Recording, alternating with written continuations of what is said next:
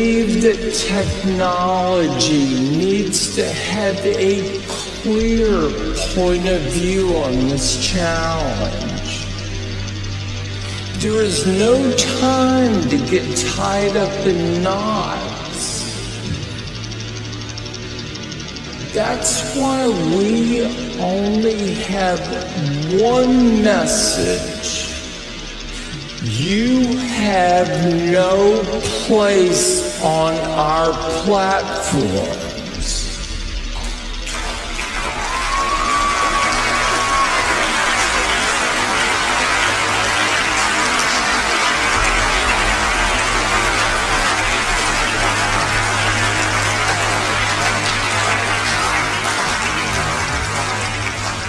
You have no home here.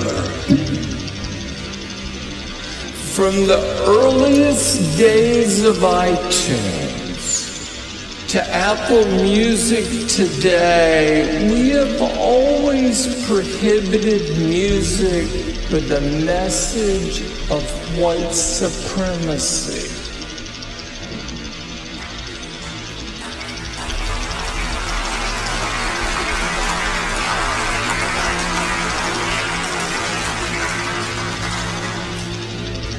Why? Because it's the right thing to do. At Apple, we are not afraid to say that our values drive our curation decisions. And why should we be? I believe the most sacred thing that each of us is given is our judgment,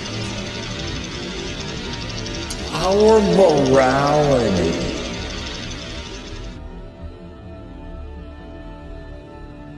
Recently, Tim Cook, the homosexual CEO of Apple, received an award from the Jews at the Israeli hate group, the Anti-Defamation League of B'nai B'rith, for his efforts in running mass censorship across the internet to silence white voices.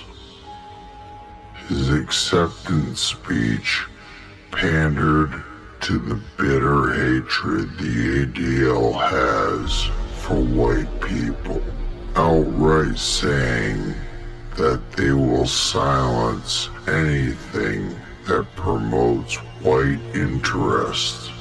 He goes on to say that iTunes does not allow music that affirms the rights of white people to exist. Meanwhile, iTunes freely posts music that openly calls for the rape, torture, and murder of white men, women, and children.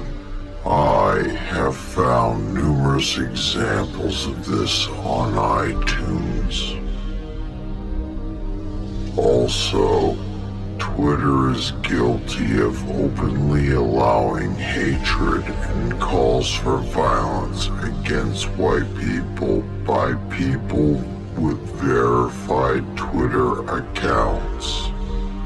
The hatred is to the extent that the verified hatred account exposing this had reached tens of thousands of tweets of hatred and calls for violence that go completely unchallenged.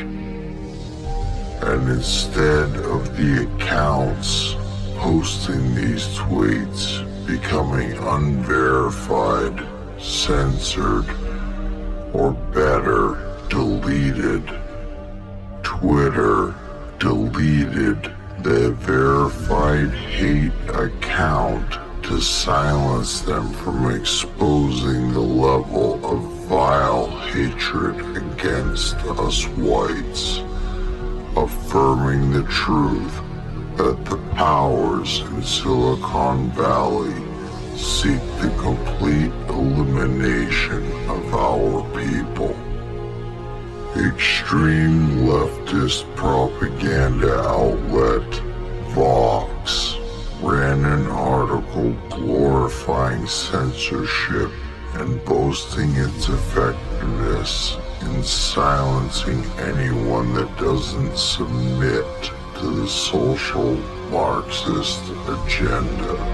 We have heard from conservatives for a very long time the argument that the left needs to become aware of this tactic of censoring opposition and how it will be used against the left when someone right-wing comes into power. This is an ignorant stance because it shows the lack of understanding of one's enemy. The left knows that deplatforming ensures they will always have power. This is why they do not fear the reverse and the consequences that come from it, because they know it will never happen. There are many who call for the conservatives to take action and stop complaining about censorship on the internet, but do something. But in reality, there is little action that can be done because the left has demonstrated their power and effectiveness of their tactics. Instead, we should be asking, what would the founding fathers do? Prior to the Revolutionary War, the founders gathered together and realized that their voices were no longer given weight to the government. They were being told by a foreign power how to run their lives and pay taxes into the system, and they were given no say in any of this. What is often depicted as a protest against taxes by cucked libertarians was actually a protest against censorship. No taxation without representation.